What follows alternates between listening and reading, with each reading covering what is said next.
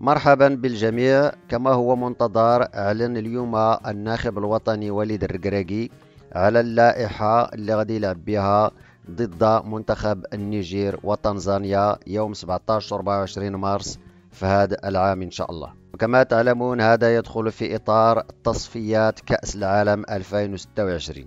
حلقة اليوم غادي نعتبرها ركن التعارف مع هاد اللعابة اللي استدعى الناخب الوطني. لنستمع إلى وليد الركراكي حول اللائحة اللي استدعاها. Des gardiens de but, on a Mounir Khajoui de RS Berkane, Yassine Bounou d'Al Hilal en Arabie Saoudite, Mahdi Ben Abid du Wydad.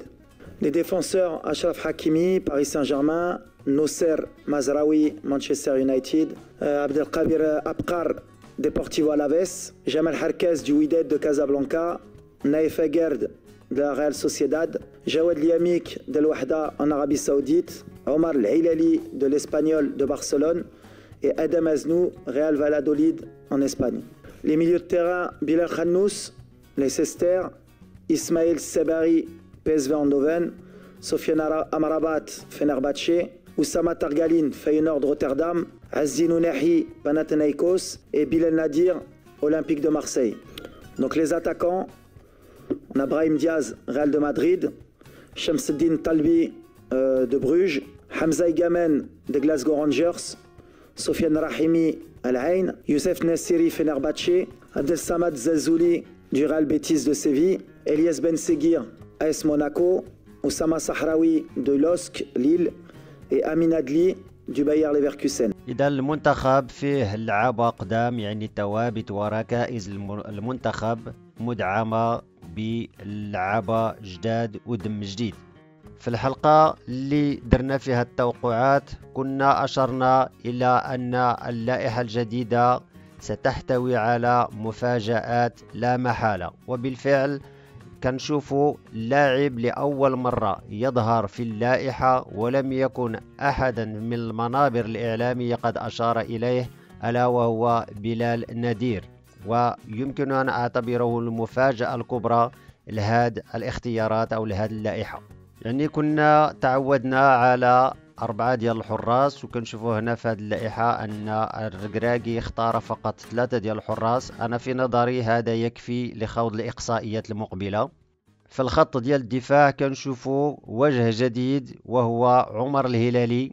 هذا لم يكن مفاجأة ولكن كان منتظرا بحكم يعني المستوى العالي اللي كيقدمه مع الفريق ديالو، ولكن إلى لعبوا الناخب الوطني في محور الدفاع هذا في نظري مجازفة، لأن اللاعب يشارك لأول مرة مع الفريق الأول، والاختصاص ديالو أو المكان ديالو المناسب وهو الظهير الأيمن. عمر الهلالي قال بأنه قادر في اللعب في محور الدفاع، لكن الكرة الإفريقية تستوجب جهدا آخر ويجب أن تلعب بأسلوب مغاير. هذه النقطة المهمة أشار إليها اللاعب الدولي السابق كريم الأحمدي في أحد الحوارات التي سجلتها معه. 21 سنة، كيلعب حاليا في الدوري الإسباني مع فريق إسبانيول. عمر الهلالي سبق ليه لعب مع المنتخب ديال المغرب أقل من 20 سنة وأقل من 23 سنة. وكنشوف أيضا رجوع جواد اليميق، لم يكن مفاجأة ولكن لم يكن منتظر نظرا لغيابه الطويل منذ يعني المونديال ديال قطر. والرجوع ديال جواد اليميق يؤكد ما قلناه في الحلقة الماضية، أن المدرب عنده تحديات لإيجاد ثنائية فعالة في محور الدفاع.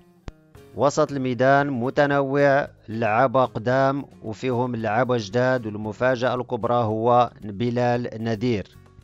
بلال نادير 21 سنة، كيلعب في وسط الميدان ويلعب حاليا مع أولمبيك مارسيليا. سبق ليه لعب مع فرنسا أو المنتخب ديال فرنسا أقل من 16 سنة، وكذلك أقل من 19 سنة، ولعب أيضا مع المنتخب ديال المغرب أقل من 23 سنة. والملاحظ أن في وسط الميدان هناك ثنائيات، فأمرابط وترغالين كيلعبوا وسط الارتكاز، أما نادير وناحي كيلعبوا في الوسط على الجهة اليمنى، والسيباري والخنوس كيلعبوا في الوسط الجهة ديال اليسار. لاعب جديد في خط الهجوم وهو شمس الدين الطالبي اللي دار تسونامي في الإعلام البلجيكي. 19 سنة ما شاء الله، باقي صغير، كيلعب في الدوري البلجيكي. سبق له أن لعب مع المنتخب ديال بلجيكا مع فئات أقل من 15 17 وأقل من 18 سنة.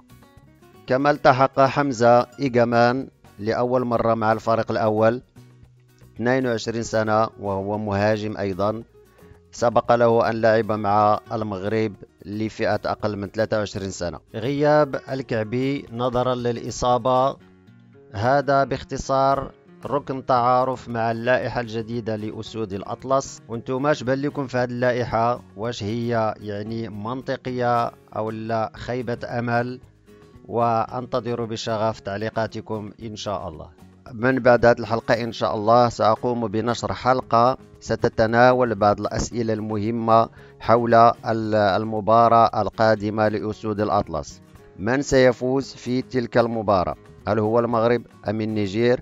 غادي نحاولوا نقارنوا الأداء ديال الفريقين ونقاط الضعف ونقاط القوة ديال كلا الفريقين، وأيضا سنقوم بمقارنة بين السيد بادو الزكي والناخب الوطني وليد الركراكي. في الأيام المقبلة إن شاء الله سأقوم بنشر حلقة مع اللاعب الدولي السابق علي بوصابون اللي هضر على الجامعة المغربية الملكية لكرة القدم، هضر على السيد القجاع، وهضر على المسيرة ديالو كلاعب محترف كيفاش وصل إلى قمة الاحتراف.